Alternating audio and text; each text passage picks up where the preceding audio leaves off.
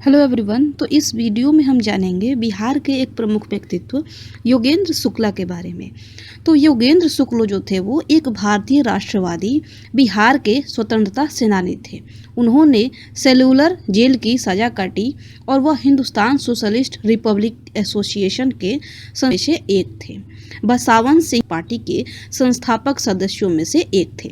तो ये जो वीडियो है आपको इसमें मैंने हिंदी और इंग्लिश दोनों में डाल दिया है। इसका पीडीएफ आपको टेलीग्राम से मिल जाएगा। तो अभी मैं हिंदी में ये बता रही हूँ, पीडीएफ में आपको हिंदी और इंग्लिश ये दोनों मिल जाएंगे। अब इनके कुछ बैकग्राउंड के बारे में जान लेते हैं, पृष्ठभूमि के बारे में इनके जान लेते हैं। तो योगेंद्र शुक्ला और उनके भतीजे वैकुंठ शुक्ला बिहार के लालगंज मुजफ्फर जिले के जलालपुर गांव से हैं।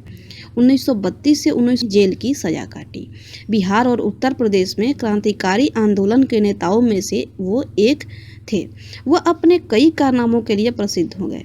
वह भगत सिंह और बटुकेश्वर दत्त के वरिष्ठ सहयोगी थे और उन्हें प्रशिक्षित भी किए थे। उन्हें अपनी क्रांतिकारी गतिविधियों के लिए कुल 16.5 से अधिक वर्षों तक जेल की सजा काटनी पड़ी। भारत के विभिन्न जेलों में कैद के दौरान उन्हें अत्यधिक यातना का सामना करना पड़ा। बीमार अंधे भी हो गए थे। अब उनका काला पानी की सजा के बारे में दिया गया है कि क्यों उन्हें काला पानी की सजा दी गई। काला पानी की सजा उस समय अंडमान एंड निकोबार जो द्वीप समूह है वहाँ पे सेलुलर जेल था और वहीं पे अंग्रेज जो थे वो यहाँ के विद्रोहियों को, यहाँ के जो भी क्रांतिकारी थे वो भेज देते थे काला पानी के जेल में।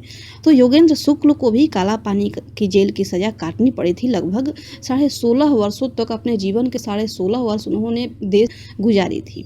तो अक्टूबर 1932 में न्यायिक सचिव AC डेविस के रूप में परिषद में राज्यपाल द्वारा निर्देशित DIG ने उन अपराधियों को एक बयान के साथ क्रांतिकारी दोषियों के नाम सुझाने को कहा जिनके लिए उन्हें दोषी ठहराया गया। सजा सुनाई गई और संक्षिप्त नोट देकर क्रांतिकारी आंदोलन से उनके संबंध को मानते हुए अंडमान में स्थानांतरित कर दिया गया। तो जो न्यायिक सचिव था AC डेविस, वहाँ पे जो राज्यपाल द्वारा निर्देशित DIG थे, उसने जो भी क्रांतिकारी दोषी थे उनके नाम सुझाने के लिए कहा गया कि कौन कौन से इसमें शामिल हैं।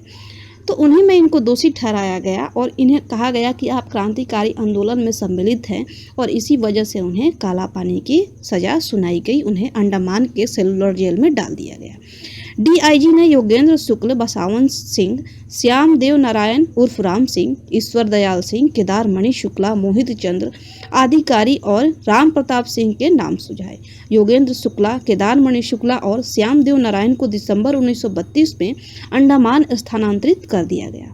1937 में भूख हड़ताल के परिणाम स्वरूप योगेंद्र शुक्ला को हजारीबाग सेंट्रल जेल में हस्तांतरित कर दिया गया। अब 1932 में इन्हें अंडमान के सेलुलर जेल में डाला गया। काला पानी की सजा काटनी पड़ी।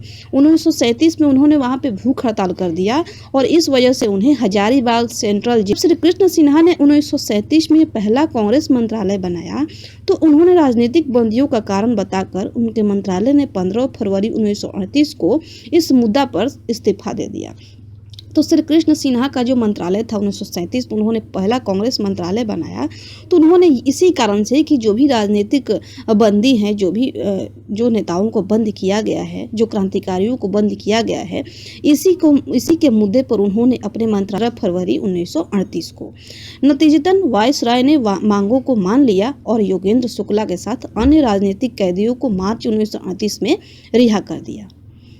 अब काला पानी से रिहाई के बाद जब वो बाहर आए तो उसके बाद उन्होंने क्या किया, तो अपनी रिहाई के बाद योगेंद्र शुक्ला भारतीय राष्ट्रीय कांग्रेस में शामिल हो गए और मुजफ्फरपुर जिला कांग्रेस कमेटी के उपाध्यक्ष चुने गए।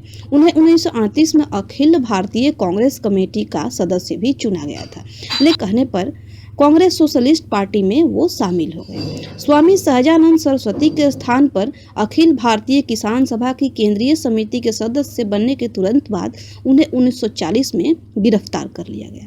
अब उनकी भारत छोड़ो आंदोलन में क्या भूमिका थी, तो अगस्त 1942 में जब महात्मा गांधी ने भारत छोड़ो आंदोलन शुरू किया तो योगेंद्र शुक्ला ने स्वतंत्रता के लिए भूमिगत आंदोलन शुरू करने के दृष्टिकोण के साथ जयप्रकाश नारायण, सूरज नारायण सिंह और शालिग्राम सिंह के साथ हजारीबाग सेंट्रल जेल की दीवार को फांदकर भाग गए। जब जयप्रकाश नारायण बीमार थे तब शुक्ला अपने कंधों पर जयप्रकाश नारायण के साथ लगभग 124 किलोमीटर की दूरी पर गया के लिए चले। ब्रिटिश सरकार ने शुक्ला की गिरफ्तारी के लिए 5,000 रुपये का इनाम भी घोषित किया था। उन्हें 7 दिसंबर 1942 को मुजफ्फरपुर में गिरफ्तार किया गया था। सरकार का मानना था कि उनकी गिरफ्तारी से एक दिन पहले शुक्ला ने 4 कैदियों को मुजफ्फरपुर जेल से, वे सूरजदेव सिंह, राम बाबू कलवार, ब्रह्मानंद गुप्ता और गणेश राय थे। इन 4 कैदियों को वो मुजफ्फरपुर से जेल से भागने में मदद किए थे और इसी वजह से इन्हें 7 दिसंबर 1942 को मुजफ्फरपुर में गिरफ्तार कर लिया गया। योगेंद्र शुक्ला को बक्सर जेल में रखा गया था और 3 साल तक उन्हें जेल में रखा गया था, बक्सर के जेल में। मार्च 1944 में उन्होंने बक्सर जेल में भी भूख हड़ताल शुरू की। आज़ादी के दौरान और उसके बाद तो अप्रैल 1946 में उन्हें रिहा कर दिया गया। 1958 में उन्हें प्रजा सोशलिस्ट पार्टी की ओर से बिहार विधान परिषद का सदस्य मनोनीत किया गया और 1960 तक वो वहां रहे।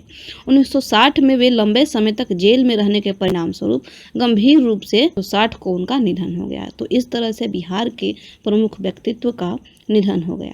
तो इस वीडियो में हमने योगेंद्र शुक्ला के बारे में जाना। उम्मीद करते हैं ये वीडियो आपको पसंद आया होगा। वीडियो देखने के लिए आपका बहुत बहुत धन्यवाद।